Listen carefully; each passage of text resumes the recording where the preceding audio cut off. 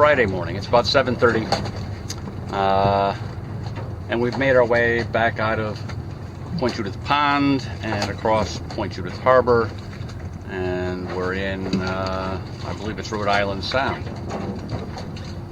And I motored out, of course, and as soon as I cleared the harbor, I put up the sails to see if there was any wind, because that motor is kind of annoying to listen to all the time.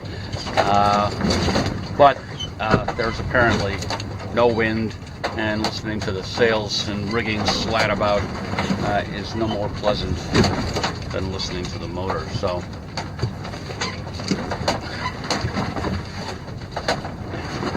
I guess we'll motor for a while. The forecast is for 5 knots. Not a lot. Out of the southwest. For this morning, anyway. Maybe that'll show up later.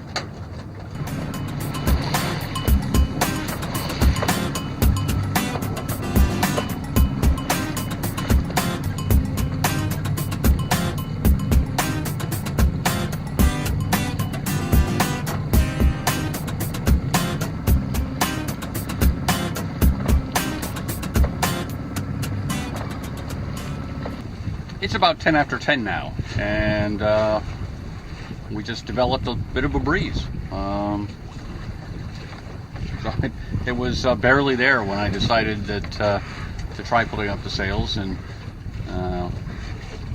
there was enough breeze to catch the main and then the jib, and now it's built up to 8 knots.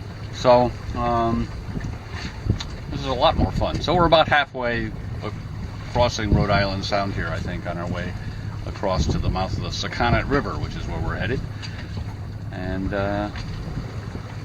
we'll get to sail the rest of the way, I think, or hope. Out here, this tugboat suddenly appeared. He didn't show up on AIS, which I find kind of odd, especially since back there behind him is a big barge. I changed course a little to make sure I stayed out of his way.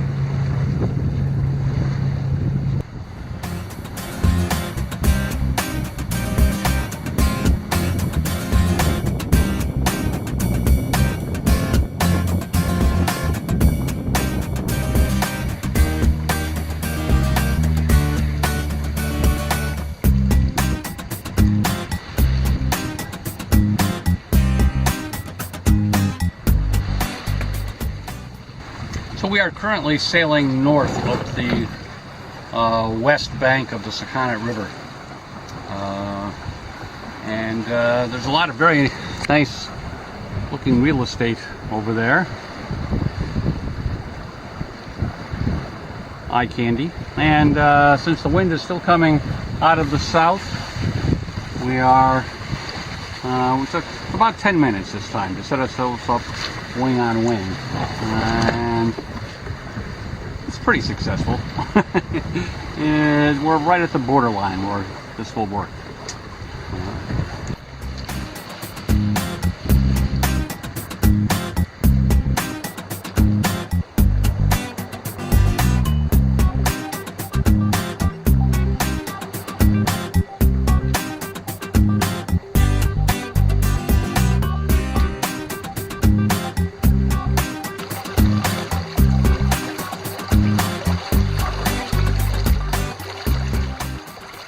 It's a little before 4, and we are anchored in the Kickamuit River, which is part of the greater Narragansett Bay area. But of course, in order to tell you in greater detail where we are and how we got here, I'm going to have to break out the chart. Alright, today's sail went like this. We started the day here in Point Judith Pond, as you recall, and came out through the harbor and out to the entrance buoy, and found no wind and began to motor towards the Sakonnet River, which is over here. And the forecast was for light winds, 5 knots out of the southeast. And somewhere in the middle out here, we did start to pick up a breeze and put up the sails, and the wind continued to freshen. And by the time we got to this buoy where I had intended to turn up into the river, we were having such a good time that we continued to sail all the way over to this shore, and then tacked, or I think jibed, and came back over to this area, where was one place where we were thinking of spending the night, but I'm going to go to another chart. Okay, so here is the Sakonnet River, and we had thought that we might spend the night here at an anchorage near 3rd Beach. But we got there fairly early in the day, and there were quite a few boats there already and people on shore, because I guess it really is a beach. And the forecast for tonight was for southeast winds, 10 to 15, and this didn't offer really great protection from that. So I decided to continue on up the river, and somewhere in this area I set up the whisker pole and sailed wing on wing, because the breeze was pretty much directly out of the south, and came up, and I was thinking of stopping here, which ought to offer good protection from southwest breezes. It's a place called Fogland Point. But I was having such a fine time running up the river at about between 4 and 5 knots through the water and 5 and 6 knots over the ground that I just kept going. And oops, we need to go to another chart again. So here is the upper end of the Sakonnet River, which really isn't a river in my view, but I don't know what the technical definition would be. And we actually ended up going to the place where I thought I might spend tomorrow night, which is this bay, which is called the Kickamuit River, or Kickamuit River.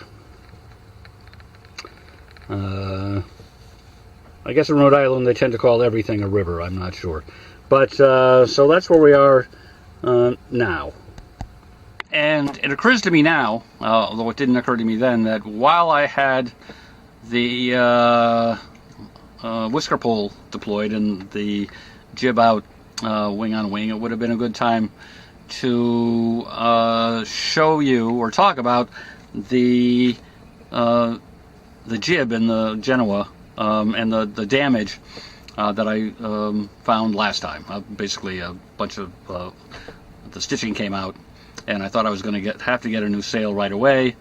But it turns out that my wife was able to restitch that seam, which was right along the edge. And there was more of it that I thought, so there's probably 12, 16 feet altogether, but she did it pretty easily, although she made it look easy.